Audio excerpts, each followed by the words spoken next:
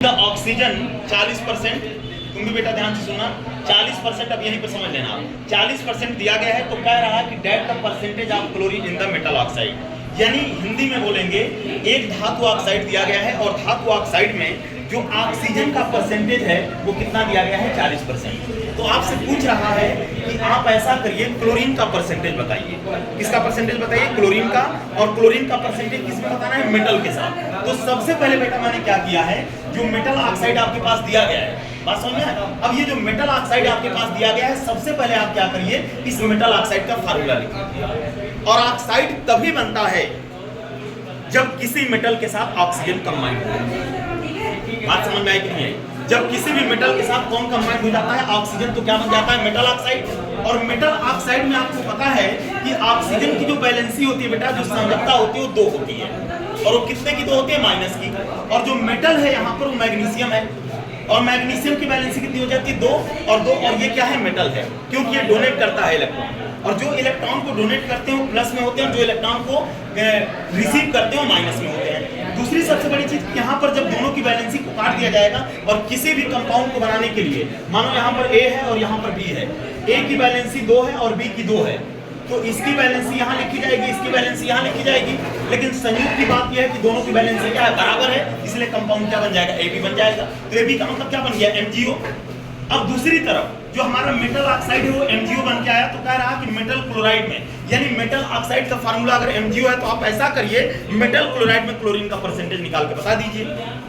बात समझ में? तो मेटल क्लोराइड में क्लोरीन में आप देखोगे कि मेटल क्लोराइड में कौन कौन हो सकता है, मेटल और क्लोरीन हो सकता है। जैसे मेटल ऑक्साइड में कौन कौन होता है, मेटल और ऑक्सीजन। मेटल और ऑक्सीजन का मतलब होता है धातु और ऑक्सीजन। बात समझ में आई?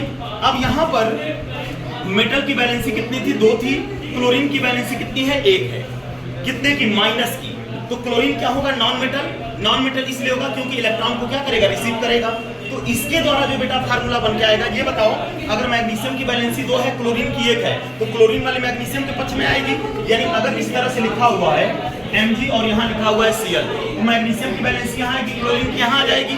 क्लोरीन कितना है, -1 पर, ये कितने पर है, 2 प्लस पे है। तो ये बताओ, इसकी बैलेंसी यहाँ जाएगी, इसकी बैलेंसी यहाँ आएगी, तो फार्मूला क्या बन जाएगा, MgCl2 बनेगा कि नहीं बनेगा? तो आपसे क्वेश्चन किया गया है कि जो MgCl2 बन रहा है, इस MgCl2 के अंदर आप क्या करिए, क्लोरीन का परसेंटेज निकाल के बताइए।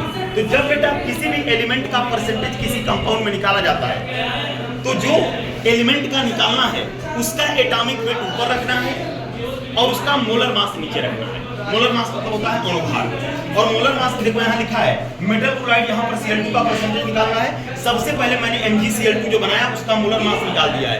मोलर मास निकालने के लिए सबके एटॉमिक वेट जोड़े जाते हैं। मैग्नीशियम का होता है 24, क्लोरीन का होता है 35.5। क्लोरीन कितनी बार है यहाँ पर, तो 35 दूनी 70, आधा 1 71 हो जाएगा, 71 और इसको जोड़ोगे तो कितना आ जाएगा, 95। अब ये बताओ, क्लोरीन का एटॉमिक वेट कितना था, 35.5 था। क्लोरीन कितनी बार था, 2 बार, तो 71 ऊपर रखेंगे, 95 नीचे रखेंगे और 100 से मल्टीप्लाई कर देंगे, क्योंकि परसेंटेज निकलता है किसी का 100 में, तो कितना निकल के आ जाएगा, 74.7।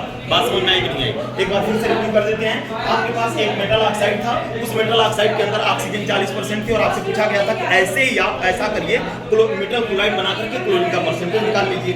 तो हमने देखा कि मेटल ऑक्साइड मेरे पास MgO था, उसी प्रकार से अगर मैं क्लोराइड की बात करूंगा तो MgCl2 बन के आया, और MgCl2 के अंदर ही क्लोरीन का परसेंटेज निकालना है।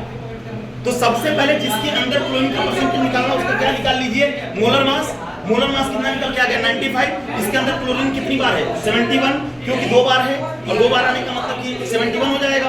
71 को ऊपर रखो, जिसका निकालना है उसको ऊपर, जिसका टोटल है उसको नीचे, और 100 से मल्टीप्लाई कर दोगे, उसका परसेंटेज निकल के आ जाएगा। बात समझ में आई नहीं? इतनी चीजें आपको इसके अंदर हो जाएंगी बस।